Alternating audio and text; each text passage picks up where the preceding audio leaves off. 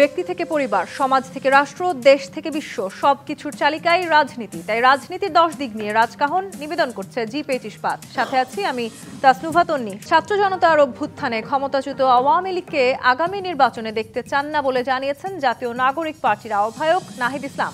2 দিন আগে যুক্তরাষ্ট্রভিত্তিক সংবাদ মাধ্যম দ্য ডিপ্লোম্যাটকে দেয়া এক সাক্ষাৎকারে তিনি বলেন, আওয়ামী লীগ ক্ষমতায় থাকাকালে যে অন্যায় অপকর্ম করেছে সেগুলোর বিচারের আগে দলটিকে ভোটের সুযোগ দেওয়া উচিত নয়। জাতীয় নাগরিক পার্টির মতো বাংলাদেশ জামায়াতে ইসলামীও মনে করছে, আওয়ামী লীগ তার শাসনামলে যে গুম, খুন ও নির্যাতনের রাজনীতি করেছে তাতে অভ্যুত্থান পরবর্তী দেশে এখন আর তারা রাজনীতি করার অধিকার রাখে না। আর বিএনপি মহাসচিব মির্জা ফখরুল ইসলাম মনে করেন, গণতান্ত্রিক নীতি অনুযায়ী আওয়ামী লীগকে নিষিদ্ধ বা আসন্ন নির্বাচনে একেবারে নিষিদ্ধ করা হবে কি না সে সিদ্ধান্ত নেবে দেশের জনগণ। আসন্ন জাতীয় নির্বাচনে আওয়ামী লীগের অংশগ্রহণ নিয়ে আসলে রাজনৈতিক দলগুলোর ভাবনা কি? আওয়ামী লীগের বিষয়ে কি ঐক্যমত্য হতে পারবে তারা? এসব নিয়ে আলোচনায় আজ রাজখান স্টুডিওতে আছেন বিএনপির আন্তর্জাতিক বিষয়ক সম্পাদক ব্যারিস্টার নাসির উদ্দিন অসীম, জাতীয় পার্টির নেতা ও সাবেক প্রতিমন্ত্রী গোলাম সারওয়ার মিলন এবং বাসদের সহ সাধারণ সম্পাদক রাজিকুজ্জামান রতন। স্বাগত জানাচ্ছি আজকের রাজকাহনে। রাজিকুজ্জামান রতন, দ্য ডিপ্লোম্যাটকে নাহিদ ইসলাম খুব স্পষ্টভাবে জানিয়েছেন জাতীয় নাগরিক পার্টি এনসিপি তারা চান না আওয়ামী লীগ নির্বাচনে অংশগ্রহণ করুক। তিনি মনে করেন আওয়ামী লীগের ভেতরে যারা অন্যায়ের জন্য দায়ী তাদের আগে বিচারের মুখোমুখি করতে হবে। এর মধ্য দিয়ে আসলে কি বলতে চান? যেভাবে আসলে আওয়ামী লীগ একটা দীর্ঘ সময় পর্যন্ত অন্যান্য রাজনৈতিক দলগুলোকে নিষিদ্ধ করেছিল সেরকম দিকেই আবার আমরা যাচ্ছি, নাকি আসলে সত্যি কার্যত আমরা দেখতে পাচ্ছি আগামী নির্বাচনে হয়তো তাদের অংশগ্রহণ করার সংখ্যাটাও আসলে বেশ কম, এরপরেও কোনো দলকে নিষিদ্ধ করার পক্ষে আমাদের মত আছে কি নেই? ধন্যবাদ। কোনো রাজনৈতিক দলকে নিষিদ্ধ করার কিছু কারণ থাকে, কিছু পদ্ধতি থাকে। অনেক সময় মানুষের মনোভাব থাকে কোনো রাজনৈতিক দলের ব্যাপারে, যেমন আমরা 90-এর গণঅভ্যুত্থানের সময় এরশাদের বিরুদ্ধে লড়াই করে আমরা এরশাদকে ক্ষমতাচ্যুত করেছি। তারপরে এরকম দাবি উঠেছিল। তো ফলে এবারও যখন একটা অভ্যুত্থান হলো, অভ্যুত্থানে যারা পরাজিত হয় শাসক দল, তাদের বিরুদ্ধে মানুষের ক্ষোভ থাকে, তাদের অত্যাচারের স্মৃতিগুলো মানুষের মনের মধ্যে দগদগ করে জ্বলে, কিংবা তাদের দুর্নীতি এবং দুঃশাসনের কারণে মানুষের মধ্যে যে ক্ষোভ থাকে সেটার বহিঃপ্রকাশ হয় নানাভাবে। কিন্তু যখন আমি রাজনীতির প্রশ্নটা নিয়ে আসবো তখন তো কিছু নিয়মের কথা বলতে হবে। আচ্ছা, নিষিদ্ধটা করবে কে? নির্বাচন কমিশন? নিষিদ্ধটা করবে কে? সরকার? আচ্ছা, সরকার করলে কি গ্রাউন্ডে নিষিদ্ধ করবে সেটা ঠিক করতে হবে। নির্বাচন কমিশন যদি নিষিদ্ধ করতে চায় তাহলে কিভাবে করবেন তারা? অথবা এটিকে আদালত থেকে নিষিদ্ধ করা হবে? ফলে এই প্রশ্নগুলো আসতে পারে। আর আরেকটা জিনিস খেয়াল রাখতে হবে যে আওয়ামী লীগের যে সমস্ত কর্মকাণ্ড গত 15 বছর জনগণ প্রত্যক্ষ করেছে, সরাসরি যদি বলি যে একটা দুঃশাসন, একটা নির্বাচনী ব্যবস্থাকে প্রায় ধ্বংস করে দেওয়া, তারপরে দুর্নীতি এবং দেশ থেকে টাকা পাচার এবং বিরোধী দলের উপরে দমনপীড়ন, এগুলোকে কেন্দ্র করে তাদের বিরুদ্ধে সুনির্দিষ্ট অভিযোগে সুনির্দিষ্ট মামলা নিশ্চয়ই হবে। কিছু মামলা হয়েছে, কিছু কিছু মামলা হয়েছে যে মামলাগুলো সংখ্যায় যেমন বিপুল, সে মামলাগুলো অনেক সময় মনে হবে যে এই মামলাগুলো ঠিক যথাযথভাবে করা হয়নি। ফলে সেক্ষেত্রেও একটা পদক্ষেপ নিতে হবে। তবে আমরা যেটা মনে করি যে কোনো একটা অপরাধ, সে অপরাধকে কখনোই আড়াল করা উচিত নয়। কোনো একটা অপরাধ থেকে কাউকে শাস্তি থেকে অব্যাহতি দেওয়া উচিত নয়। এগুলো যেমন ঠিক, সাথে সাথে এইরকম নয়, কথাও নয় যেমন একটা ঢালাও একটা সিদ্ধান্ত দিয়ে রাজনৈতিক পরিস্থিতিটাকেও যেন জটিল করে তোলা না হয়। আবার ধরুন আওয়ামী লীগের শাসনামলে তারা কিন্তু নানাভাবে বিভিন্ন দলের উপর নিপীড়ন চালিয়েছে। আচ্ছা, নিপীড়ন চালিয়ে কি তারা প্রতিপক্ষকে নির্মূল করতে পেরেছে? নিপীড়ন চালিয়ে কি প্রতিপক্ষকে নিশ্চিহ্ন করা গেছে? ফলে এটাকে এখান থেকে একটা শিক্ষা নিতে হবে। কিন্তু মুসলিম লীগ, যে মুসলিম লীগের নেতৃত্বেই বলা যায় যে পাকিস্তান হয়েছিল, মুসলিম লীগ কিন্তু বাংলাদেশের রাজনীতিতে প্রায় অকার্যকর হয়ে গেছে। ফলে রাজনীতিতে কিভাবে একটা দল অকার্যকর হয়ে যায়, রাজনীতিতে কিভাবে সে জনসমর্থন হারায়, আমি একটা রাজনৈতিক দলের পক্ষ থেকে, আমরা বাসদের পক্ষ থেকে এটা বলবো যে আমরা রাজনৈতিকভাবে এটা দেখব, একটা দলকে রাজনৈতিকভাবে কতখানি প্রাসঙ্গিক বা কতখানি অপ্রাসঙ্গিকভাবে করব। আমরা প্রশাসনিকভাবে কি সিদ্ধান্ত নেবে এইটা কিন্তু বড় একটা মানে ডেঞ্জারাস ব্যাপার হয়ে যায় যে এর পরে যারাই তাহলে ক্ষমতায় থাকবে তারাই কি তাহলে এর প্রতিপক্ষকে এরকম আইনগতভাবেই নিশ্চিহ্ন করার চেষ্টা করবেন। অ্যানিহিলেশনের পলিটিক্সের ফলাফলটা খুব ভালো হয় না। বরঞ্চ এটা হতে পারে যে যে অপরাধ হয়েছিল সেই অপরাধগুলো সুনির্দিষ্ট মামলা হোক। এখন নিউ মার্কেটে একজন হকার মৃত্যুবরণ করেছেন গুলিতে, সেই মৃত্যুটা খুবই দুঃখজনক এবং এটা অবশ্যই বিচার হওয়া উচিত। কিন্তু এর জন্য আইনমন্ত্রীকে আসামি করাটা কতখানি এটা আসলে আইনসঙ্গত হচ্ছে। এই মুহূর্তে হয়তো তাকে রিমান্ডে নেওয়া হচ্ছে, কিন্তু দেখুন আইনমন্ত্রীকে তো আসলে তার বিরুদ্ধে মামলা হওয়াটা উচিত ছিল এইভাবে যে তিনি আইনমন্ত্রী হয়ে আইনের কাস্টোডিয়ান হওয়ার চাইতেও আইনের ভুল ব্যাখ্যা দিয়ে দেশটাকে তিনি কিভাবে একটা বিপর্যয়ের দিকে নিয়ে গিয়েছিলেন। যে বিচার আসলে সবাই দাবি করছে বা নতুন রাজনৈতিক দল দাবি করছে, সেই বিচার আসলে বিচার সংগঠিত করতে হলে যে ধরনের মামলা দেওয়ার প্রয়োজন ছিল, আপনি মনে করছেন যে সেই আমার উদ্দেশ্যটা কি? হয়নি? আমরা দেখতে চাই অর্থমন্ত্রী যে অর্থনৈতিক পরিকল্পনা নিয়েছেন তা দেশের অর্থনীতিকে কীভাবে সর্বনাশ করে দিয়েছে। আইনমন্ত্রী যে ব্যাখ্যা দিয়েছেন তা মানুষের মধ্যে কি প্রভাব ফেলেছিল এবং মানুষকে কিভাবে একটা দুর্দশার মধ্যে ফেলেছিল। মানে যার যা দায়িত্ব তিনি সেই দায়িত্ব পালন না করার কারণে জনগণ যে ক্ষতির শিকার হয়েছে, আসলে মামলাটা সেখানে হচ্ছে। আর যদি একজন ম্যানেজার ব্যাংকের টাকা চুরি করেন তাহলে তার বিরুদ্ধে টাকা চুরির মামলাটাই হওয়া উচিত, সুস্পষ্ট মামলা হওয়া উচিত। তা না হলে হয় কি, মামলার উদ্দেশ্য নিয়ে মানুষের মধ্যে প্রশ্ন থাকে এবং শেষ পর্যন্ত আইন এবং আদালত তো ব্যক্তির দিকে তাকিয়ে বিচার করে না, বিচার তো করতে হবে তাকে কাগজে কি আছে তা দিয়ে।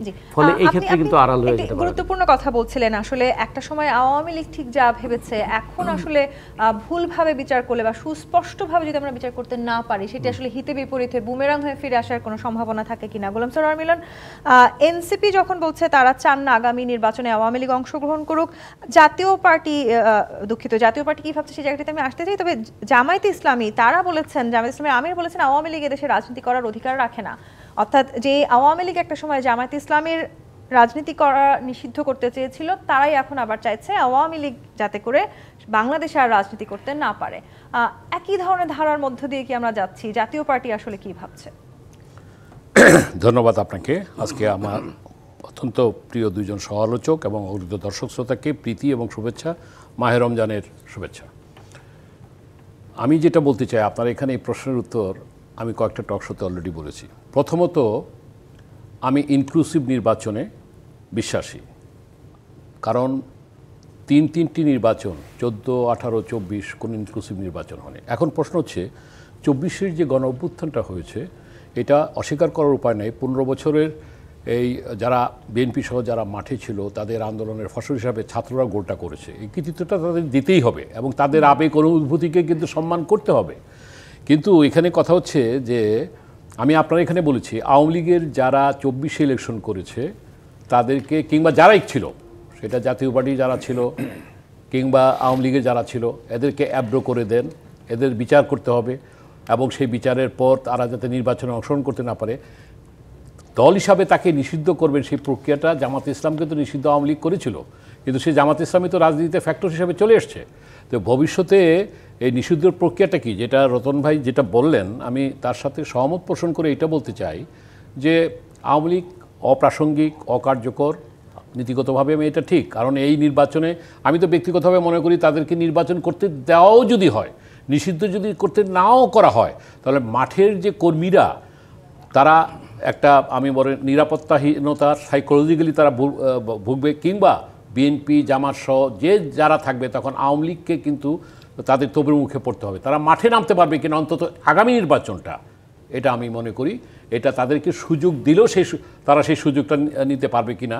কারণ আমি অফিসিয়ালি তাদেরকে নিষিদ্ধ করে কিংবা তাদেরকে অংশগ্রহণ করে সুযোগ না দিয়ে বিশ্বে এই বার্তাটা দিতে চাই না। আমাদের চাওয়া উচিত নয় যে বিএনপিকে যেমন বাইরে রেখে নির্বাচন করা হয়েছিল, আওয়ামী লীগকে বাইরে রেখে নির্বাচন হলে এটাও একটা প্রশ্নবিদ্ধ হতে পারে।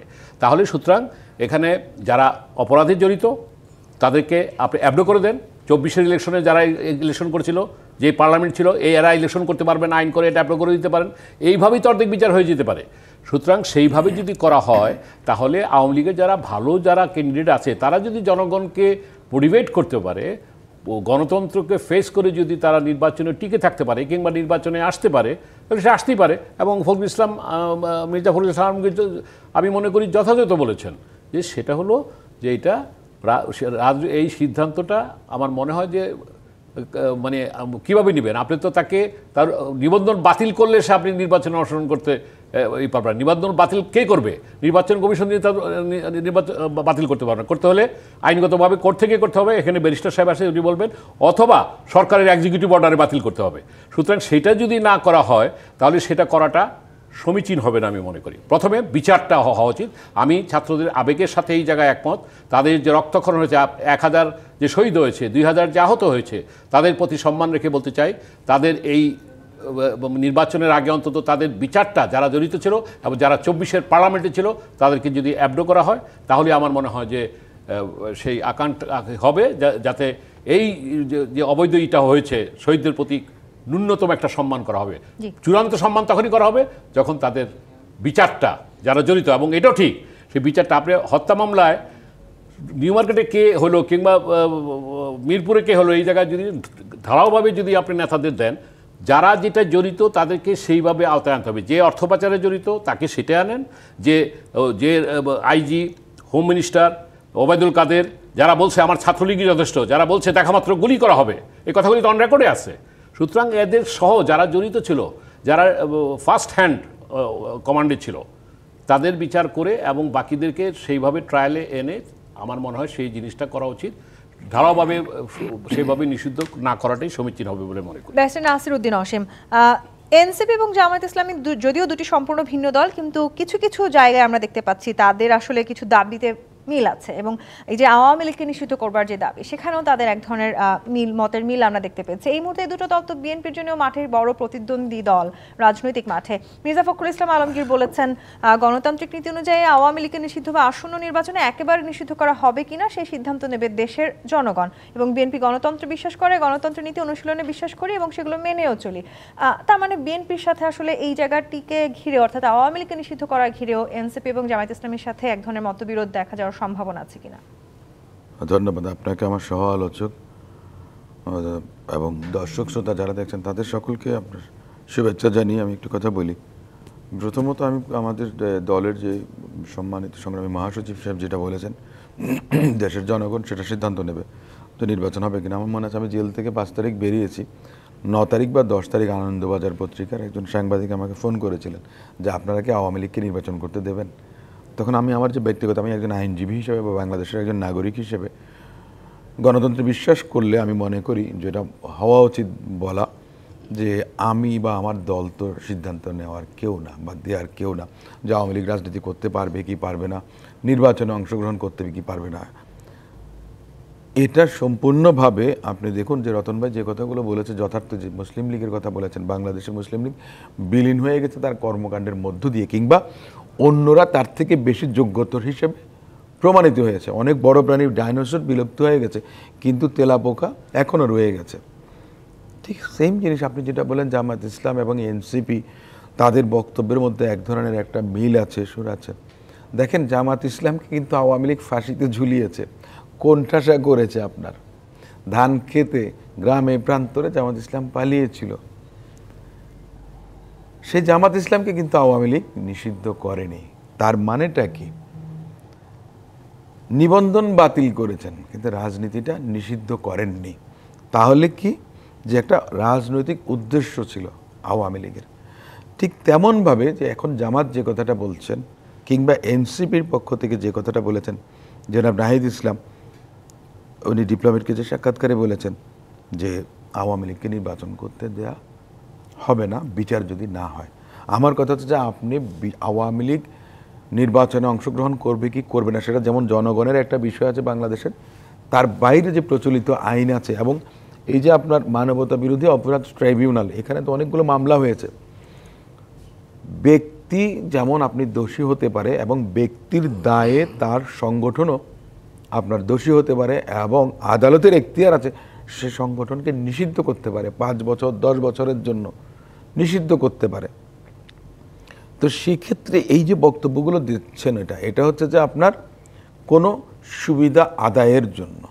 জি, আবার বা অন্য বিচার না কাউকে হওয়া পর্যন্ত নির্বাচন হবে না আমি একটা এরকম কথা একটি বলি কথাও তো অনেকদিন ধরে প্রচলিত আমি আছে। যদি একটা কথা বলি, আমার বিরুদ্ধে 2009 সালে আওয়ামী লীগ আমলে প্রথম মামলা হয়েছিল, কিন্তু এইটার বিচার তো আপনার মনে করেন যে চলছে, এখনো পর্যন্ত হয়নি।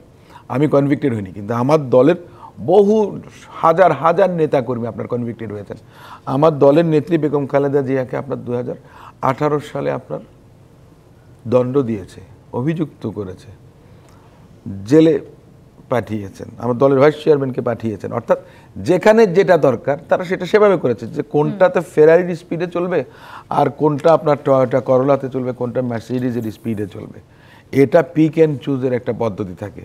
আমি হার্মফুল না, আমি ফ্যাক্টর না, সো এটারে বাদ দাও, ওইটা দরকার ওইটা করবেন। এখন যে কথাগুলো আসছে এই কথাগুলো আপনি আমাকে বলেন যে বিচার যখন হবে, প্রত্যেকটা মামলাতে একটা প্রসেস আছে, একটা প্রসিজিওর আছে, আপনাকে ফলো করতে হবে। আসামি আপনার সময় চাইবে, আপিল করবে, অমুক করবে তমুক করবে। এটা আমার কথাতে যদি কোনো মামলা 5 বছর সময় লেগে যায়, তা আপনি কি 5 বছর বসে থাকবেন ক্ষমতা অনির্বাচিত হয়ে? আমরা তো গণতন্ত্রের জন্য লড়াই করেছি, আমরা আন্দোলন করেছি, সংগ্রাম করেছি। এই যে মিলন ভাই জাতীয় পার্টির একজন নেতা হয়ে তিনি নিজে স্বীকার করেছেন যে 14, 18, 24 এগুলো কোনো নির্বাচন ছিল না। আপনার জোর করে মনে করেন যে এগুলো ঘটানো হয়েছে, এদেশে গণতন্ত্রকে আপনার নষ্ট করা হয়েছে। এমন একটা অবস্থা হয়েছে যে সমস্ত প্রতিষ্ঠানগুলো মনে করেন যে আপনার ধ্বংস হয়ে গেছে। তার বাইরে যে বিগত সরকার যে ফেসিস্টের কায়দায় যে কর্মকাণ্ড করেছে, যে মানুষের যে মানবিক একটা মূল্যবোধ সেটা পর্যন্ত আপনার নষ্ট হয়ে আসলে গেছে। এই মুহূর্তে বিএনপি হয়তো চাইছে না মোটা দাগে কোনো রাজনৈতিক দলকে নিষিদ্ধ ঘোষণা না, করা। এটা তো মালিক না তো বিএনপি। যে আমার কথাটা হচ্ছে যে জনগণ সেই সেটা সিদ্ধান্ত নেবে। বিএনপি শুধু জনগণ কেন, আপনার আদালতই তো আছে। ডক্টর মোহাম্মদ ইউনূস তিনিও আদালত আসলে বলেছেন যে আগামী নির্বাচনে আওয়ামী লীগ অংশ নেবে কিনা সেই সিদ্ধান্ত তারা নেবে। তিনি অবশ্য এটিও বলেছেন যে নির্বাচনে কে অংশ নেবে তা নির্বাচন কমিশন ঠিক করবে। তার মানে সামনে নির্বাচন ঘিরে আসলে সমীকরণ নির্বাচন কিভাবে কমিশন পাল্টে ঠিক যাবে করবে। কিনা সেই নিয়ে বাংলাদেশে আওয়ামী লীগ নিবন্ধিত রাজনৈতিক দল। জি, আমি নির্বাচন কমিশন চাইলেও কিন্তু এখন পারবে না। তবে একটি বিরতির সময় হয়েছে। জি25 পাত নিবেদিত রাজকাহন থেকে বিরতি নিয়ে ফিরছি, সাথেই থাকুন। আরো একবার আমন্ত্রণ জি25 পাত নিবেদিত রাজকাহনে। রাজিকুজ্জামান রতন, সামনের নির্বাচন ঘিরে আওয়ামী লীগের অংশগ্রহণ ঘিরে আসলে নানান রকমের ইস্যু আমরা সামনে আসতে দেখছি। সমীকরণ পাল্টে যাবে কিনা সেই আশঙ্কা যখন আছে, ঠিক একই সময়ে রাজনৈতিক বিশ্লেষকরা অনেকেই মনে করছেন বামদের উপর ভর করে দেশকে অস্থিতিশীল করার মাস্টার প্ল্যান তৈরি করেছে ক্ষমতাচ্যুত আওয়ামী লীগ। সত্যি কি তাই? একটা জিনিস, দুটো পার্ট আছে। এটা প্রথম পার্টটা হচ্ছে যে নির্বাচন নিয়ে যখন আমরা আলোচনা করি তখন প্রথম আলোচনাটা করতে হবে নির্বাচনটা কিভাবে হবে, নির্বাচন কার অধীনে হবে, নির্বাচন করবেন যে নির্বাচন কমিশন তিনি কি নিরপেক্ষ থাকবেন কিনা, নির্বাচনটা কি একটা ভীতিহীন পরিবেশে হবে কিনা, নির্বাচনে একটা অংশগ্রহণমূলক পরিস্থিতি থাকবে কিনা, নির্বাচনের সময় পুলিশ এবং প্রশাসনের আচরণটা কি হবে, এবং নির্বাচনের গণনাটা ঠিক মতো হবে কিনা। এরকম নানা কিছু বিষয়গুলোকে যখন একটা কনফিডেন্স নিয়ে আসা যাবে তখন আমরা বলবো নির্বাচনটা সুষ্ঠু নির্বাচনের দিকে যাচ্ছে। তারপরে আছে নির্বাচনের টাকার খেলা হবে কি, নির্বাচনে কি ধর্মের রাজনৈতিক ব্যবহার হবে। ইতিমধ্যে কেউ তো ইহকালে ভোট দেবেন আর পরকালে ভেস্তে যাবেন, এই ধরনের প্রচারণা তো অনেকে শুরু করেছেন। ফলে ধর্মের এই রাজনৈতিক ব্যবহার তো মানুষকে কি করে, মানুষের মধ্যে তো বিভক্তি তৈরি করবে। এমনি তো ধর্মীয় নানা ধরনের পরস্পরের সঙ্গে পরস্পরের বিরোধ আছে, তার সঙ্গে একটা গণতান্ত্রিক পরিবেশেরও মধ্যে বিরোধ তৈরি করে দেয়। আর একটা হলো যে আমরা যদি বলি যে নির্বাচনকে কেন্দ্র করে নানা ধরনের যে আঞ্চলিক মানসিকতার বিস্তার ঘটানো হয়, সেটা কিন্তু একটা সাধারণভাবে গণতান্ত্রিক পরিবেশটাকে নষ্ট করে। এগুলো আমাদের দেখতে হবে। এখন প্রশ্ন আসছে যে কি, যে সবসময় দেখবেন এটাকে বলে অন্ধকারে কালো বিড়াল খোঁজার মতো, আসলে যে বিড়ালটা নাই। শোপেনহাওয়ার বলছেন যে এটা হলো এক ধরনের দার্শনিক প্রপঞ্চ, মানে যা নাই তার পিছনে ইয়ে করা। বামদেরকে ব্যবহার করে আওয়ামী লীগ ফিরে আসবে।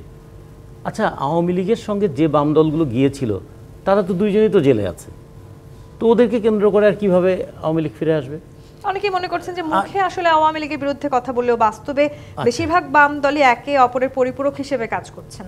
গত 15 বছর যে বাম দলগুলো আওয়ামী লীগের সঙ্গে ছিল তাদেরকে মানুষ চেনে, আর যে বাম দলগুলো আওয়ামী লীগের বিরুদ্ধে রাস্তায় ছিল তাদেরকে মানুষ দেখলো না। 2014 নির্বাচন, 2018 সালের নির্বাচনকে দিনের ভোট রাতের ভোট বলে হয়েছে বলে তারা শুনানি করে প্রেস ক্লাবে ইয়ে করা এবং নির্বাচনের পরের দিন মুখে কালো পতাকা বেঁধে রাস্তায় নামা, এগুলো মানুষ দেখলো না।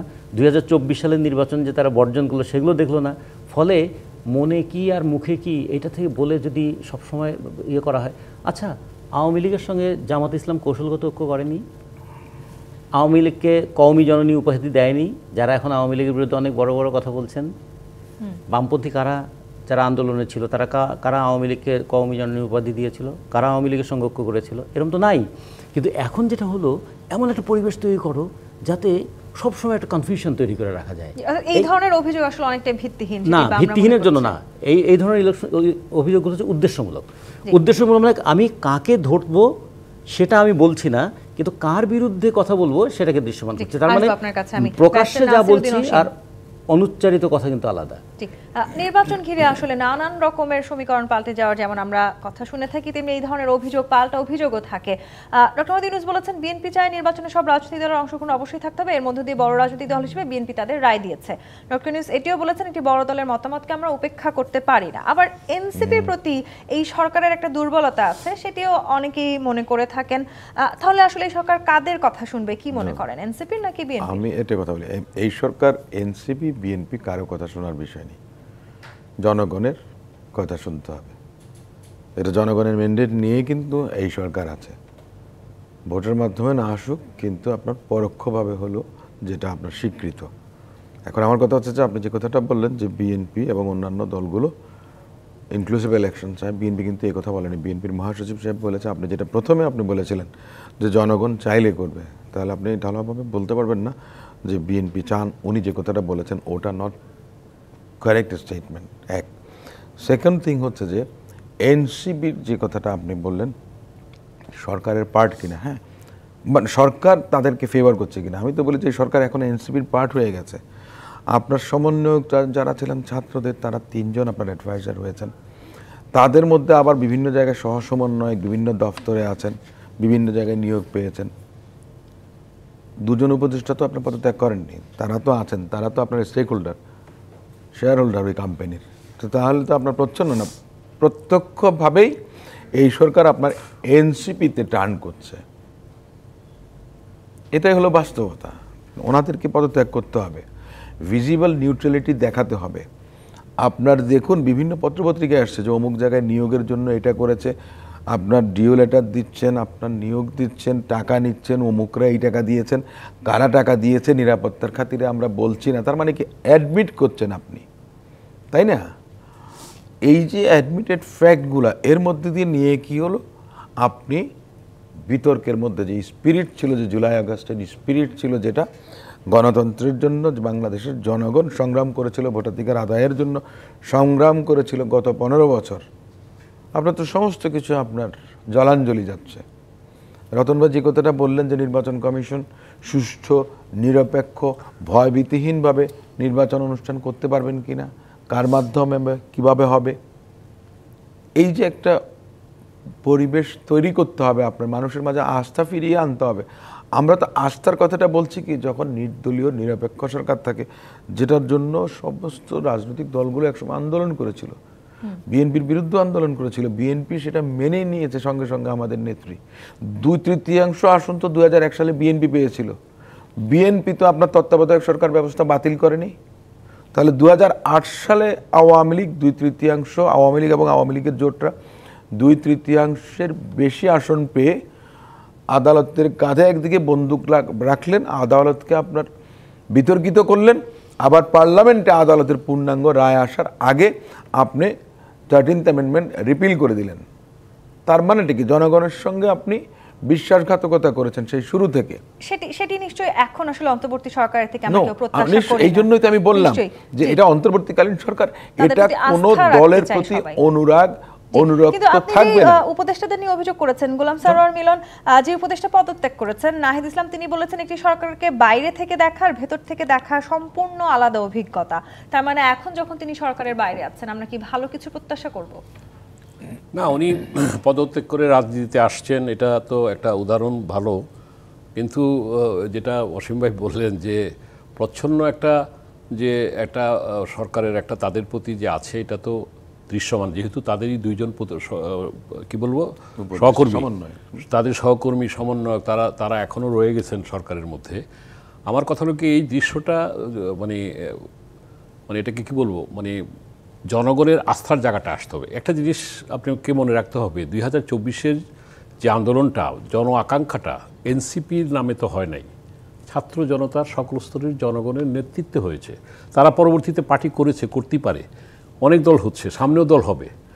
কথা হচ্ছে যে আমরা পলিটিক্স অফ ইনহেলিয়েশন যেটা আওয়ামী লীগের সময় দেখেছি, পলিটিক্স অফ ডিনায়ালের যে পলিটিক্সটা দেখেছি, সেই জিনিসও যদি এখনও থাকে তাহলে আমরা এই পরিবর্তনটা আনলাম কিসে? আমাদের পরিবর্তনটা তো রাজনীতিতে গুণগত পরিবর্তন, এবং 3টা প্রজন্ম ভোট দিতে পারে নাই, আমরা আগামীতে যাতে একটা ভালো পরিবেশে ভোট দিতে পারি এবং একটা নির্বাচনী সংস্কার করতে পারি।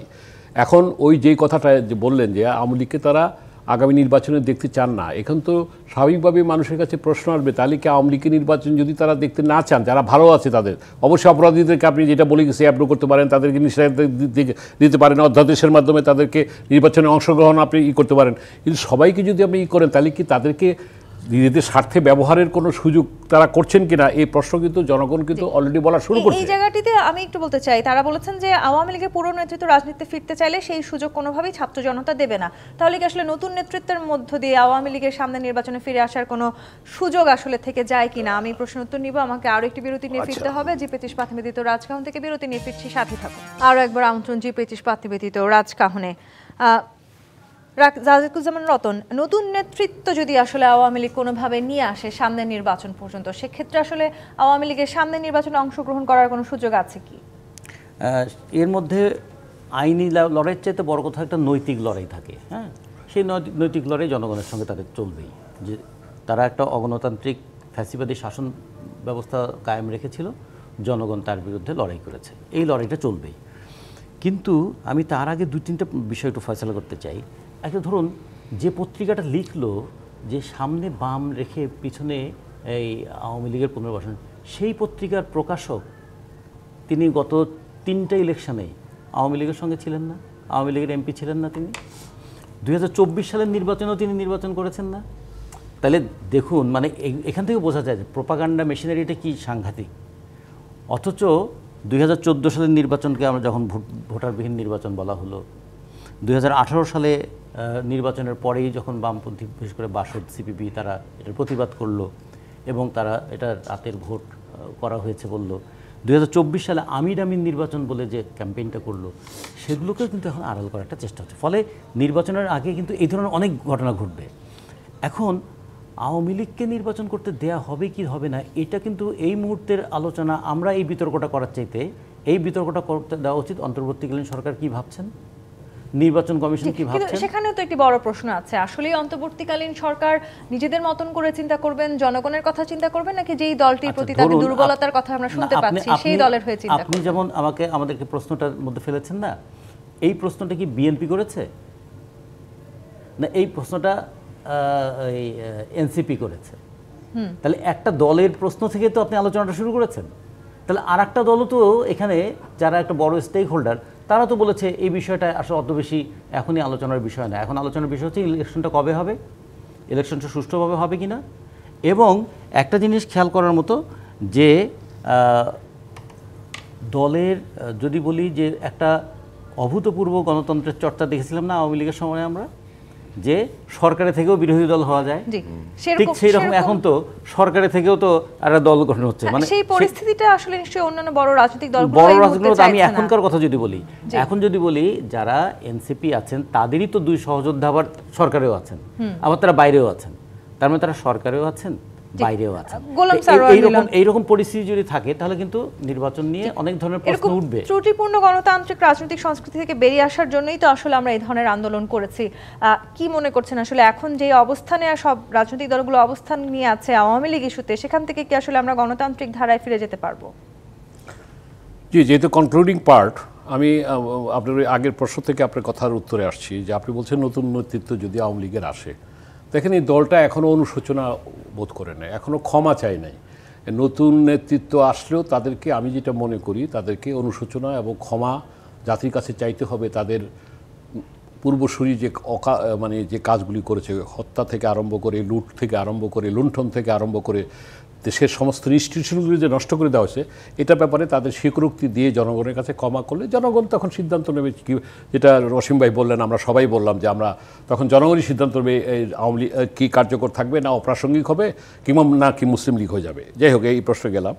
এখন আপনি যেই কথাটা বলছিলেন, যে কি প্রশ্নটা কী করছিলেন, যে আমি যেটা মনে করি যে গণতান্ত্রিক ধারায় আমরা কতখানি ফিরতে পারব। গণতান্ত্রিক ধারার পূর্বে আমি বলি একটা জাতীয় ঐক্যমত আমাদের এই কারণে অবশ্যই দরকার, যেটা সবসময় বিএনপি সহ সমস্ত প্রগতিশীল রাজনীতিবিদরা বলছেন। কারণ দেশের স্বাধীনতা সার্বভৌমত্ব আজকে মানে হুমকির মুখে এই কারণে নির্বাচনের পূর্বে এই জিনিসটা সেটেল হওয়া দরকার। আজকে তুলসী গ্যাবার্ড যখন ভারতে বসে একটা এনডিটিভির মাধ্যমে যে বক্তব্যটা দিয়েছেন বাংলাদেশে, সেখানে হিন্দু কমিউনিটি, বুদ্ধিস্ট কিংবা সংখ্যালঘুরা এখানে আছেন এবং এখানে চরম উগ্রপন্থার যে উত্থান হচ্ছে, এই কথাটা কিন্তু আজকে, এবং একদিকে বামপন্থীদেরকে দায়ী করা হচ্ছে। দেখেন, বাংলাদেশ কিন্তু একটা সাম্প্রদায়িক সম্প্রীতি দেশ। বাংলাদেশ কিন্তু ধর্মভীরু মানুষ, এখানে ধর্মান্ধ লোক নাই, এখানে কখনো উগ্রবাদ কখনো জায়গা পাবে না। আর এখানে সম্মান রেখে বলতে চাই, আমার যারা বাম রাজনীতি করেন, এখানে সবসময় এই গণতান্ত্রিক রাজনীতিতে মধ্যপন্থা যারা মডারেট, তারাই কিন্তু নির্বাচিত অতীতে হয়েছে, ভবিষ্যতে হবে বলে আমি মনে করি। আজকে অবশ্যই যারা প্রগতিশীল রাজনীতি করছেন তাদেরকেও যেমনই আমাদের দরকার একটা ভারসাম্যের জন্য, যারা ইসলামের রাজনীতি করছেন তারা দরকার। কিন্তু এই যে হটকারী হচ্ছে, মাজারে হামলা হচ্ছে, এই যে তারা ইসলামী ফোবিয়ার নামে বিশ্বে আমাদের ভাবমূর্তিটাকে নষ্ট করছে, এই জায়গাটায় জাতীয় একটা ঐক্যমত হওয়া দরকার। এবং আজকে তুলসী গ্যাবার্ড কিন্তু একটা জাতীয় নিরাপত্তা 9/11-এর পরে যে তাদের বিভিন্ন এজেন্সি মিলে তাদের যে পথটা তৈরি করেছিল, সেই FBI বলেন, সেই হোমল্যান্ড সিকিউরিটি বলেন, তাদের অল সিকিউরিটির প্রধান যে পথটা তৈরি করা হয়েছে 9/11-এর পরে, তার মুখ দিয়ে যখন এই কথাটা আসে তখন কিন্তু আমাদেরকে ভাবতে হয় আমাদের দেশকে নিয়ে কোথায় নিয়ে যাচ্ছে। এবং আওয়ামী লীগ কিন্তু এখানে এই টাকাগুলি খরচ করে মিডিয়ার মাধ্যমে, ভারতীয় মিডিয়ার মাধ্যমে যে প্রোপাগান্ডা করতেছে, এটার বিরুদ্ধে আজকে আমাদের এক হইতে হবে। না হলে নির্বাচন ঘিরে আসলে নানান রকম ষড়যন্ত্র হচ্ছে। সেই কারণে আমি বলতেছি যে, যখন নাকি লাস্ট কথা বলে দেই, আমি বলে দিচ্ছি যে ভারতীয় সেনাপ্রধান যখন বলে যে গণতান্ত্রিক সরকার যখন আসবে তখন সব সম্পর্ক স্বাভাবিক হবে, এই সমস্তগুলো চিন্তা রেখে আমার মনে হয় আমাদের আগামী দিনের পথ চলাটা, একটা নির্বাচন তো অবশ্যই আমরা চাই, নির্দিষ্ট একটা ডেটের রোডম্যাপের মাধ্যমে সেটা ন্যূনতম সংস্কার করে আমরা সেই নির্বাচন চাই। তার পূর্বে এই জায়গাটায় আমার মনে হয় প্রতিটা দল যারা আলোচনা যাচ্ছেন, আমি এখানে অসীম কুমার, ব্যারিস্টার অসীম সাহেবের মাধ্যমে, বড় দল সহ সব দলের মাধ্যমে সবাইকে বলবো, আহ্বান জানাতে চাই, এই জায়গাটায় আমরা বোঝাতে হবে যে আমরা গণতন্ত্রের প্রশ্নে, স্বাধীনতা সার্বভৌমত্বের প্রশ্নে সব দল এক। জি, ব্যারিস্টার নাসির উদ্দিন অসীম, বৈষম্য বিরোধী ছাত্র আন্দোলনের অনেক নেতারাই মনে করছেন বিচারের আগে আওয়ামী লীগকে পুনর্বাসনের চেষ্টা হলে দ্বিতীয় বিপ্লবের হুঁশিয়ারিও তারা দিয়েছেন, একাধিক নেতাই সেই হুঁশিয়ারি দিয়েছেন। আবার বিএনপির নেতাদের ধারণা, মাঠের রাজনীতিতে ফেরার সুযোগ পেলে আওয়ামী লীগ সেটা নিশ্চয়ই হারাতে চাইবে না, সেটিও হয়তো সেই সুযোগটা নিঃসন্দেহে আওয়ামী লীগ কাজে লাগানোর চেষ্টা করবে। এতে করে আসলে নির্বাচনকে পিছিয়ে দেওয়ার এক ধরনের অন্য কোনো ষড়যন্ত্র কি আপনি খুঁজে পাচ্ছেন? প্রথম কথা হচ্ছে যে নির্বাচনটাকে পেছানোর ষড়যন্ত্র হচ্ছে কি হচ্ছে না, তার থেকে বড় কথা হচ্ছে যে নির্বাচনটা পেছানো যদি হয় তাহলে কিন্তু পতিত স্বৈরাচার সুযোগটা পাবে। আর একটা জিনিস আছে, নির্বাচনটা পেছালে আপনার অনেকে অ্যাডভান্টেজ নেওয়ার একটা সুযোগ থাকবে, সেই কারণেই মনে করেন যে এই ধরনের কথাবার্তাগুলো বলছে। যেমন আমরা যে আজকাল কথা বলছি বা যে কোনো আপনার এই চ্যানেলে আমরা টক শোতে যাই, সেখানে বলা হচ্ছে যে সংস্কার আগে না অমুক আগে, আওয়ামী লীগকে নির্বাচন করতে দেবেন কিনা, অমুকরা ছাত্ররা আপনার রাজনৈতিক দল করেছে, কিভাবে দেখছেন। তার থেকে বড় কথাটা হচ্ছে যে নির্বাচনের রোড ম্যাপটা কোথায় আছে, নির্বাচনটা কত তাড়াতাড়ি হতে পারে সেই বিষয় নিয়ে, এবং নির্বাচনটা হওয়া কেন জরুরি, গণপরিষদ কেন নয়, কেন আপনার নতুন সংবিধান নয়, বা কেন দরকার, সেই বিষয়গুলো আসা উচিত। কারণটা কি, যে আমরা যত তাড়াতাড়ি আপনার গণতান্ত্রিক শাসন ব্যবস্থায় ফেরত যাব তত বেশি আমি মনে করি যে দেশ স্থিতিশীল হবে। আপনি যে বলেন যে সংস্কার করবেন, সমস্ত কিছু বলবেন, আপনার সংস্কার হলে রাজনৈতিক দলের চরিত্র বদল হবে, ক্ষমতা যারা থাকবে সাধারণ মানুষের হবে। মানুষ কি তার স্ত্রীকে খুন করবে না? আপনার যে রেপের ভিকটিম, আপনি কি মনে করেন এই দেশ থেকে আপনার পেনাল কোড উঠে যাবে, এই দেশ থেকে নারী নির্যাতন আইন উঠে যাবে, আপনি এই দেশ থেকে মানি লন্ডারিং বন্ধ হয়ে যাবে? আপনি কি এটা ভাবছেন এই দেশ ওরকম সোনার ফসল হয়ে যাবে, সোনার বাংলা হয়ে যাবে? মানুষ কিন্তু সেটা চায়। রাজনৈতিক দল কি করলো, সরকার কিভাবে চললো, তার থেকে বড় কথা হচ্ছে যে মানুষ সুশাসন চায়, মানুষ আইনের শাসন চায়। সে কারণে আমি মনে করি যে এই ধরনের নির্বাচন পেছানোর অভিসন্ধি কোনো একটা ফায়দা লোটার জন্য বা অন্যদেরকে সুযোগ নিয়ে দেওয়ার জন্য। আপনি আওয়ামী লীগের যদি আপনার যে রাজনীতির কথা বলেন, আওয়ামী লীগ ক্ষমা চাইতে মিলন ভাই আপনার আহ্বান জানিয়েছেন। আওয়ামী লীগের বিরুদ্ধে মনে করেন যে জনগণ সোচ্চার ছিল, আওয়ামী লীগের বিচার দাবি করছে, দল হিসেবে ব্যক্তি হিসেবে যাদের বিরুদ্ধে আপনার মামলা মোকদ্দমা হয়েছে সেটা যত তাড়াতাড়ি সম্ভব বিচার প্রক্রিয়া শুরু হয়ে আমরা যেন আপনার দৃশ্যমান বিচার প্রক্রিয়া আমরা দেখতে পাই, যেন মানুষ বিশ্বাস করতে পারে যে অন্তর্বর্তীকালীন সরকারও ভালো কাজগুলো করছে বা এগিয়ে নিচ্ছেন আপনার বিচার। এটা তো সব একদিনে শেষ করতে পারবেন না ওনারা, 2 বছরও যদি থাকে 3 বছরও থাকে তা তো আমি মনে করি না যে শেষ করতে পারবেন। সেকেন্ড থিং হচ্ছে যে এই রাজনৈতিক আপনার নতুন রাজনৈতিক দলে বা সমন্বয়কদের মধ্যে অনেকে কিন্তু পতিত স্বৈরাচারের যে ছাত্র সংগঠন তার সঙ্গে জড়িত ছিলেন, যে সময় ছিলেন তারা তো বিশ্ববিদ্যালয় ঢাকা বিশ্ববিদ্যালয় ছিলেন, তারা কি ক্ষমা চেয়েছেন? তাদেরও তাহলে ক্ষমা করা উচিত, ক্ষমা চাওয়া উচিত যে আমরা ওই দল করেছি, ওই পতিত স্বৈরাচারের দল করেছি, আমরা লজ্জিত, আমরা ক্ষমা চাচ্ছি। দ্বিতীয় আরেকটা মানে শেষ যে কথাটা আমি বলতে চাই, রাজপথে দ্বিতীয় বিপ্লব বা দ্বিতীয় যুদ্ধ ঘোষণা করেন আর যাই করেন, আমরা কিন্তু 1/11-এর 2 বছর, আওয়ামী লীগের 15 বছর, 17 বছর কিন্তু পরীক্ষা দিছি, কিন্তু একই ক্লাসে 17 বছর ছিলাম। তো এই ধরনের কথা বলে মানে ওনাদের সঙ্গে আমাদের দূরত্ব খুব বেশি নাই, কিন্তু কেউ না কেউ ওনাদেরকে উস্কে দিচ্ছেন বা বোঝাচ্ছেন। আমি মনে করি যে বিভ্রান্ত না হয়ে দেশের কথাটা চিন্তা করেন। যেই কাঙ্ক্ষিত লক্ষ্য নিয়ে এই সরকার আপনার ক্ষমতা আসতে পেরেছে, মানে প্রতিষ্ঠিত হয়েছে, যে কারণে যে ত্যাগ, যে রক্তদান, এত আত্মত্যাগ, এত কিছু এত তাড়াতাড়ি ভুলে গিয়ে যদি নিজেদের স্বার্থের কথা চিন্তা করেন এবং চিন্তা করে আপনি অন্য কাউকে মনে করেন যে ক্রস করে চলে যেতে পারবেন, আমার কাছে মনে হয় না। আপনি ক্রস করতে হলে জনগণকে করতে হবে, কোনো দলকে ক্রস করার দরকার নেই। আমরা সেই প্রত্যাশা রাখতে চাই, মতপার্থক্য থাকলেও রাজনৈতিক দলগুলোর মাঝে দূরত্ব ঘুচুক, সেটি দেশের স্বার্থে, রাষ্ট্রীয় স্বার্থে। ব্যারিস্টার নাসির উদ্দিন অসীম, গোলাম সারোয়ার মিলন এবং রাজিকুজ্জামান রতন, অসংখ্য ধন্যবাদ আজকে রাজখানের সময় দেওয়ার জন্য। দর্শক, আজকের মতো বিদায় নিচ্ছি জি25 নিবেদিত রাজকাহন থেকে। ফিরবো আগামীকাল রাত 10টায় নতুন রাজকাহন নিয়ে। ডিবিসির সঙ্গেই থাকুন।